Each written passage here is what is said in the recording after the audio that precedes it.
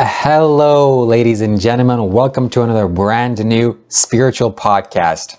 Today I'm here, joined with my good friend Leo, and we're here to discuss spiritual matters such as going to the nightclub and perceiving the ultimate nature of reality, maybe in the nightclub itself. So, Leo, welcome to the show. Thank you, my brother. I'm glad to be here. How are you doing this fine evening? Oh, how am I doing? It's been quite a week. I've been living with my business partner this week, and we always make this joke that he's like my twin flame.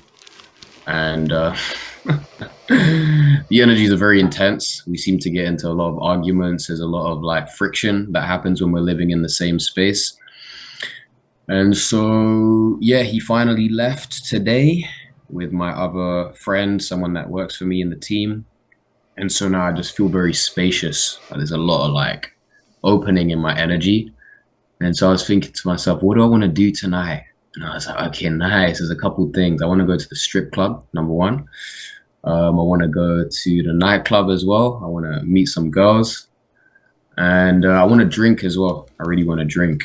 So I'm quite excited. I'm looking forward to it. Wow, that's impressive. That sounds like you have a lot on your plate, and I want to inquire more, investigate. So what are you planning on doing there in these places? What is your outcome, intention? What do you got going on there? You know what? I mean, where do I start, man? Where do I start? I feel like on this spiritual path, it's very easy to become like disassociated. And so what I'm doing right now is like I'm coming back into the body and I'm really like engaging with life again. I'm engaging with like material world. I'm engaging with desires. I'm engaging with pleasures. And so that feels very exciting. And I'm craving love in this moment. I'm craving connection. And so I'm seeking that in the strip club. Wow, I love it. Well, let your wishes be fulfilled and let your desires come true. Thank you. I'm not sure if you'll be able to manifest that in the nightclub, but do let us know. Definitely in the future, we'll ask you about this. And well, what do you think the outcome is going to be? What do you foresee? Bliss, bliss, bliss. Yeah, there's a lot of bliss that I'm tuning into. Um, it's interesting. I feel like most of your subscribers, people that are watching this video, or even my subscribers, they've pursued spirituality with a specific story, a specific belief system as to what it means to be spiritual. It's like, oh, I need to act a certain way, and I need to be in if I meditate, I need to be in a quiet environment. I need to avoid low vibrational spaces. I need to do all of these different things to call myself spiritual. And I say that's all bullshit. Oftentimes, what you want to do is go into the opposite of what spirituality is deemed to be in your mind.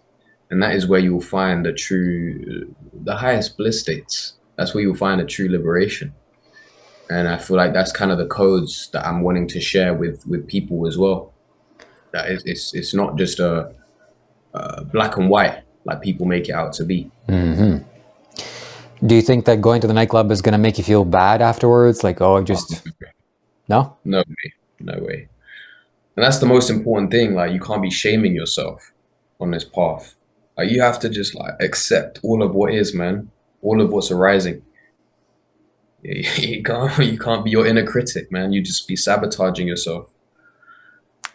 I'm talking from the perspective of you're going there and it's people drinking alcohol and their minds kind of go a little bit lower, looser maybe. And people are going there with intentions to party and have fun and everything that comes with that. So in a sense, that energy is impacting you.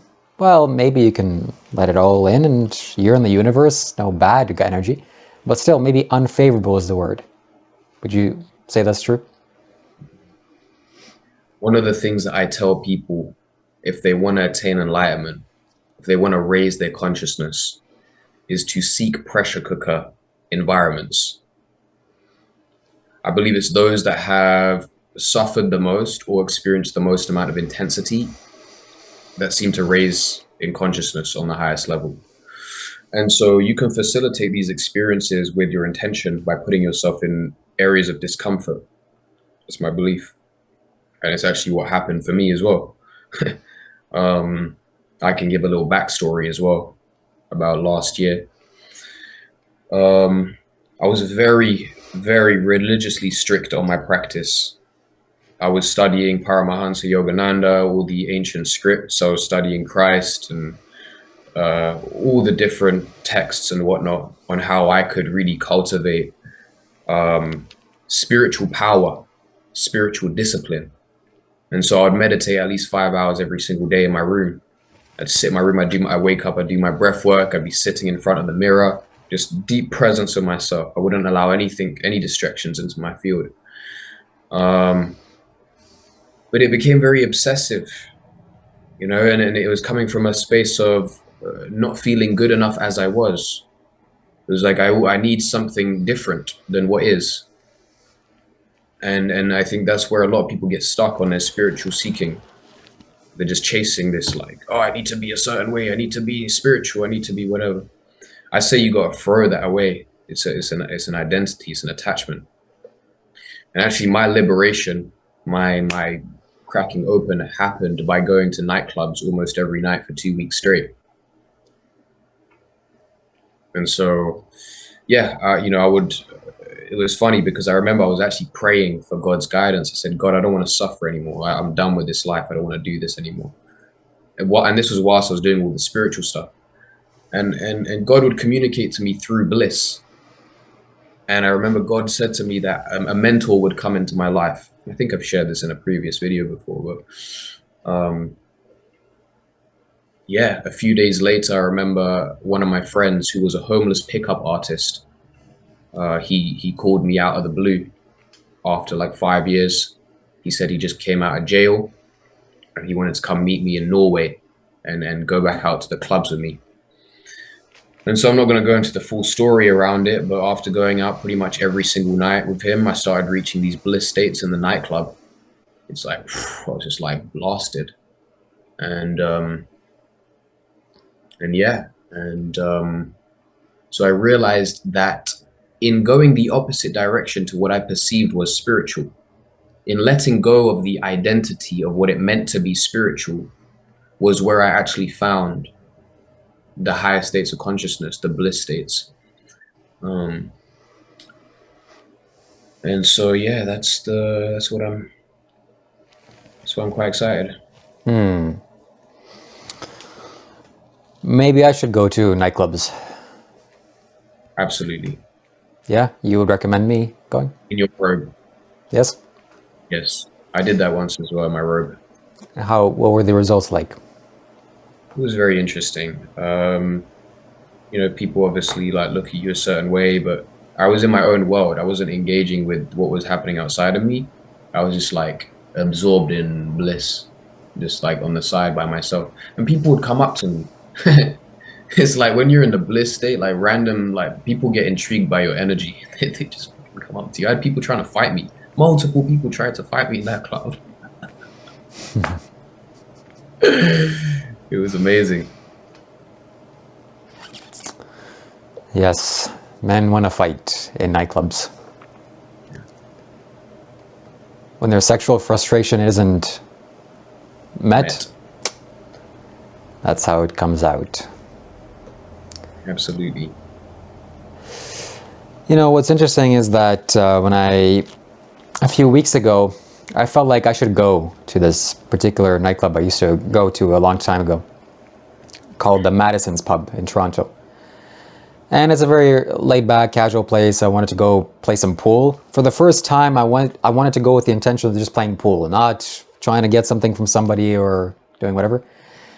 And then after some investigation, I realized I didn't go. Ultimately, I didn't go. Maybe I should have listened to what my body was calling me to do, and I a little bit regretted it. But upon further investigation, I don't want to say this, but maybe I would have wasted my time. Like, what am I going there for?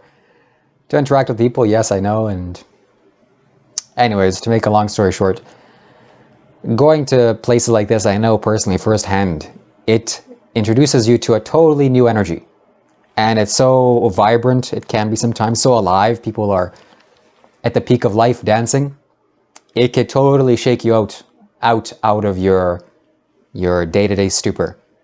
So maybe I should go, maybe I will go. And if I do go, definitely I'll record some videos for you all to see. Oh, beautiful. Absolutely.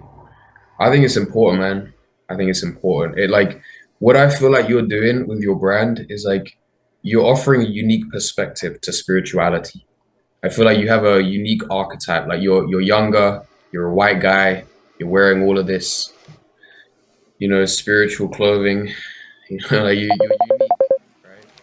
And I think introducing some of the things we spoke about with Carlos of like you doing dates online with other spiritual women and stuff like there are things that we've spoken about, but I think that when you can place yourself in different environments that people wouldn't normally attribute to someone who claims to be enlightened or claims to be on a spiritual path, I think it adds deeper layers. It adds deeper layers to who you are and what the path is about.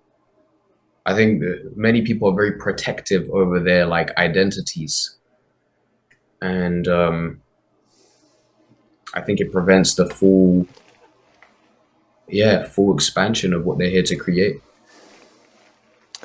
Let's change topics a little bit here. Let me ask you this question. What do you think happens after we die? After you personally die, what do you think is going to happen to you?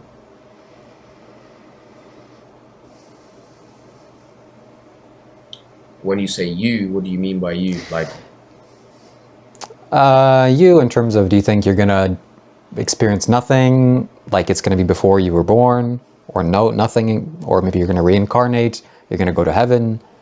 Are you going to choose where to go? What do you think happens? so by saying you, it implies a couple things. Well, there's what is me? That's the first thing that I want to say. What is me?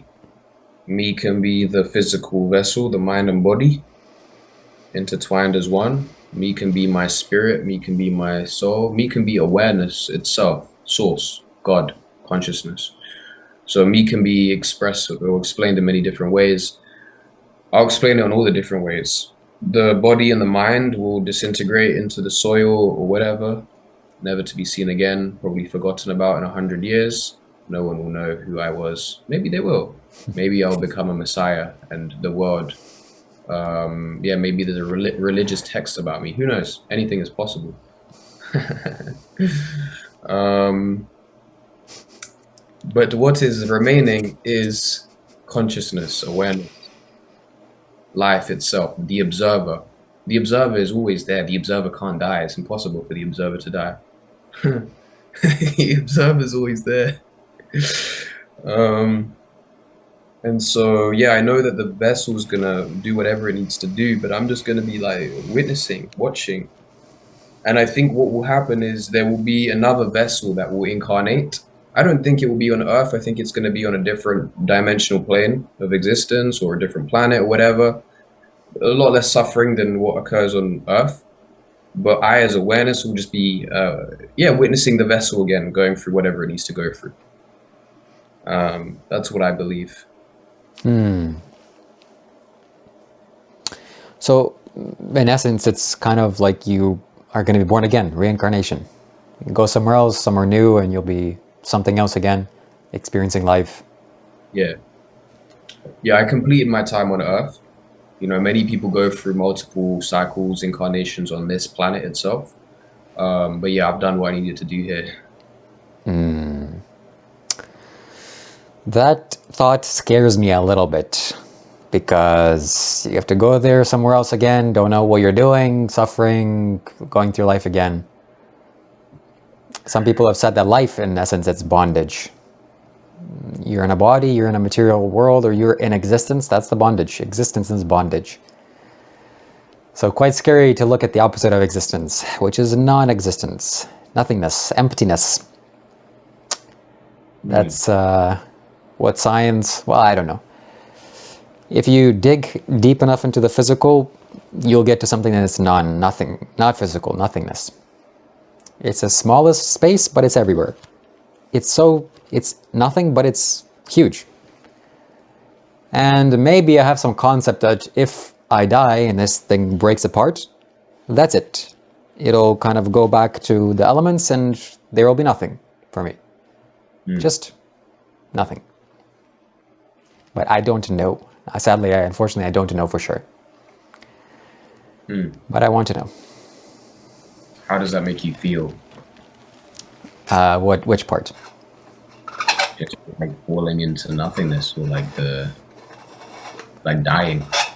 Yeah, I like to think that, at least from what I understand, and also my thoughts, that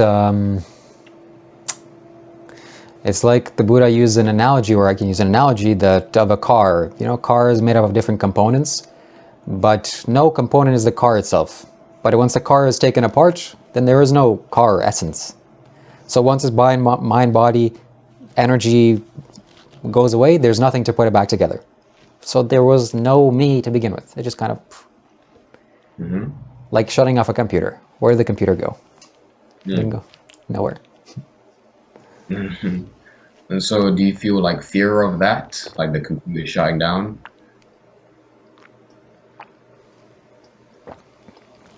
No fear. Actually, I'm looking forward to that. Because as I said, the existence is the bondage. And breaking free from existence is the ultimate goal. At least I feel. So it's a very comforting, relaxing feeling to just shut the computer off. Yeah. I think, when you attain realization or enlightenment, you already realize that, you already you see it as it is after death. And so you kind of just like, the body's just walking and it's just doing whatever it's doing. There's no separation between death and life, truthfully. So yeah, I guess that's just the way that I see it. That's the way that I perceive it. There's literally no separation.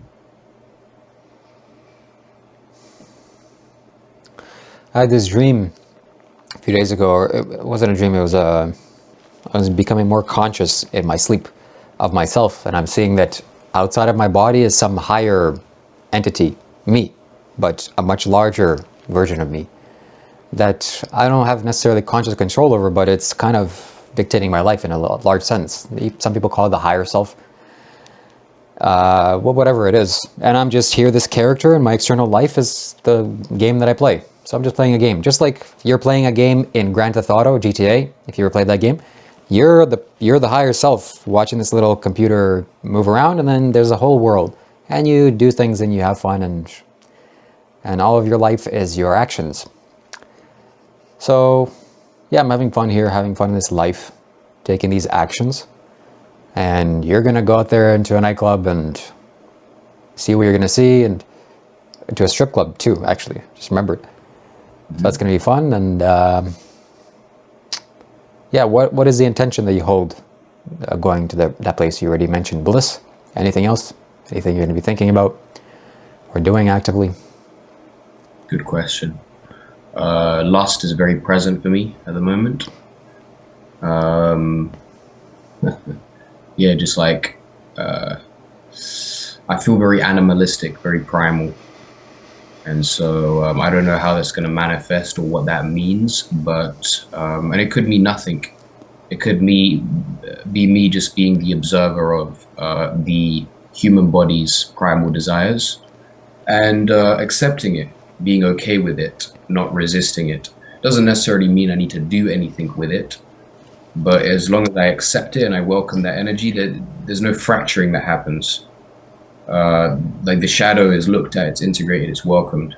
Because we all have these desires. We'd be lying to ourselves if we didn't accept that, our human nature.